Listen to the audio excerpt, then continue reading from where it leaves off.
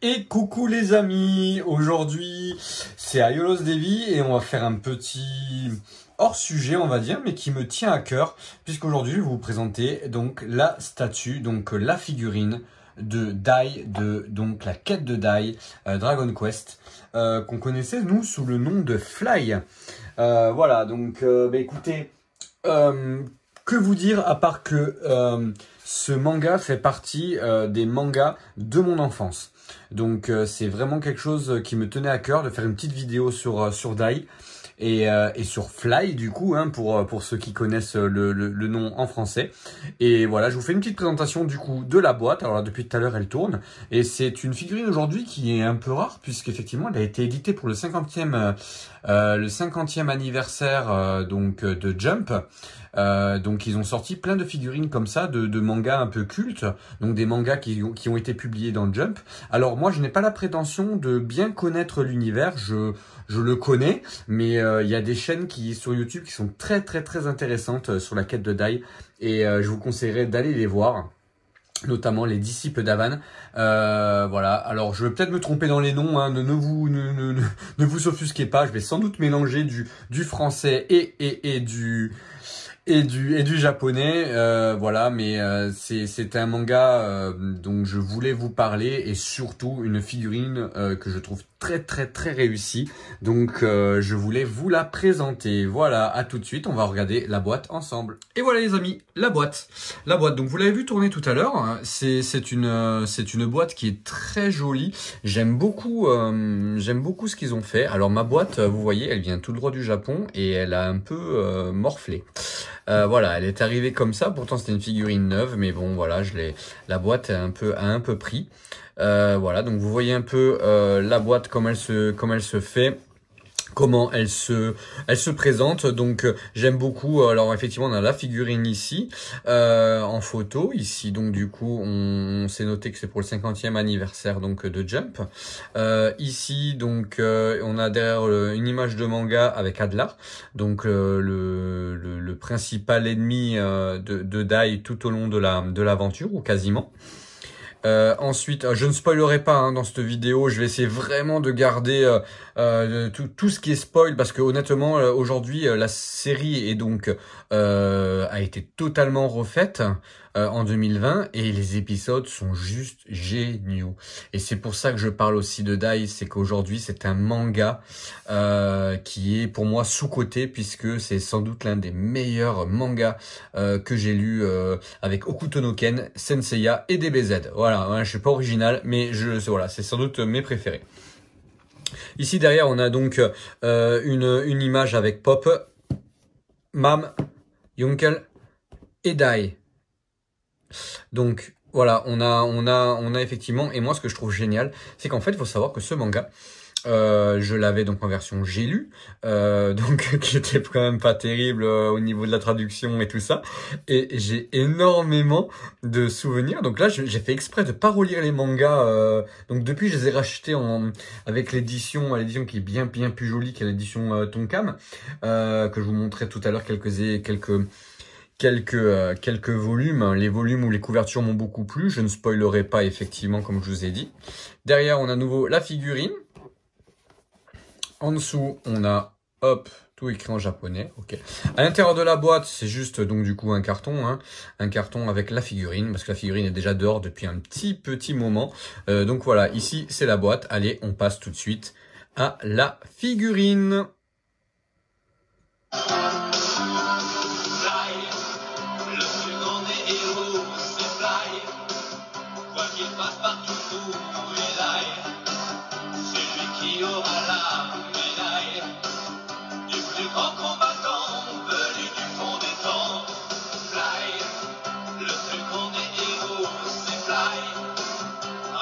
Cheveux en bataille, son courage n'a pas de faille, rien ne peut l'empêcher d'être toujours premier.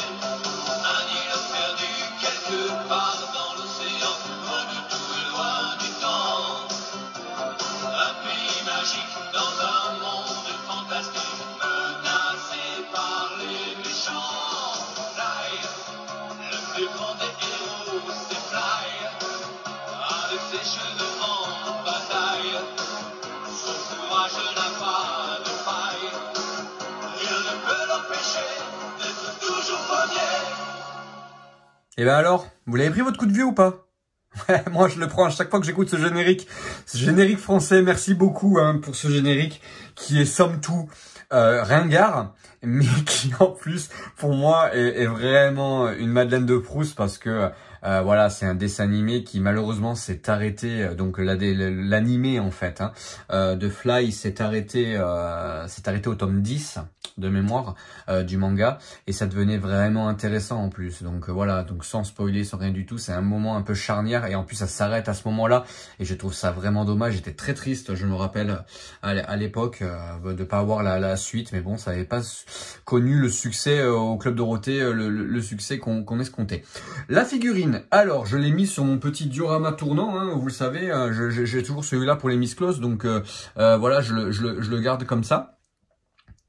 Donc, ici, on a cette figurine. On va faire un petit point dessus, on va regarder un peu à quoi elle ressemble. Donc, vous pouvez voir déjà que c'est une figurine, donc elle est toute en PVC, bien sûr.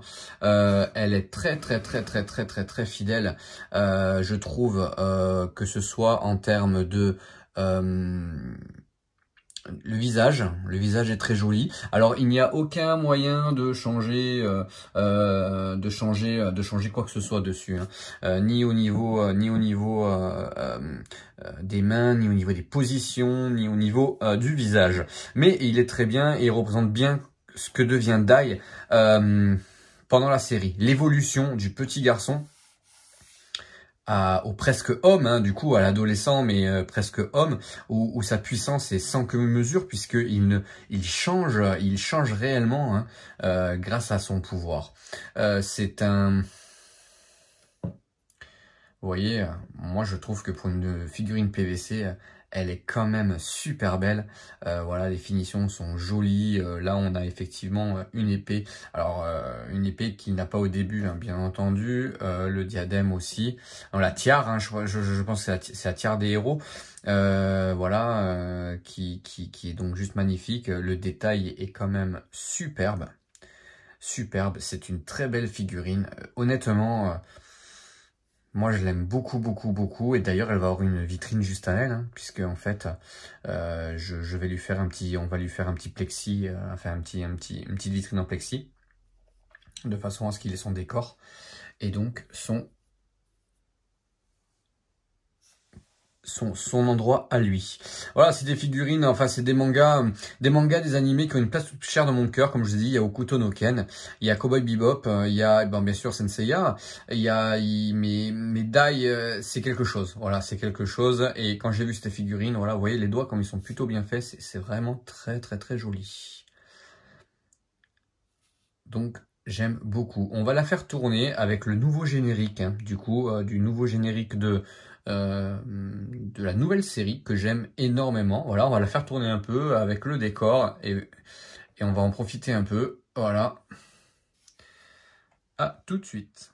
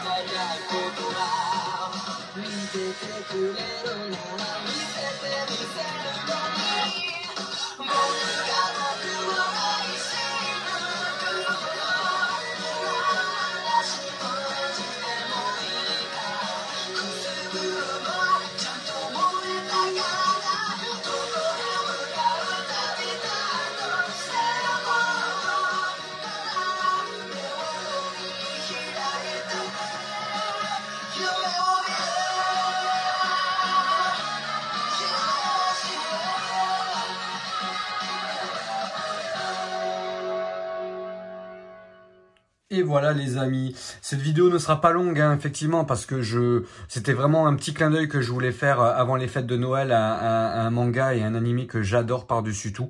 J'ai juste récupéré du coup des mangas que j'avais actuellement donc de l'édition Tonkam. J'ai vraiment pris les couvertures que j'aime beaucoup avec des personnages que j'aime énormément donc... Ici, on a effectivement donc Dai en version un peu en colère, où on voit vraiment l'évolution. Hein. Regardez bien l'évolution de Dai ici, le combat contre Yunkel, et ici le combat quasiment à la fin du manga.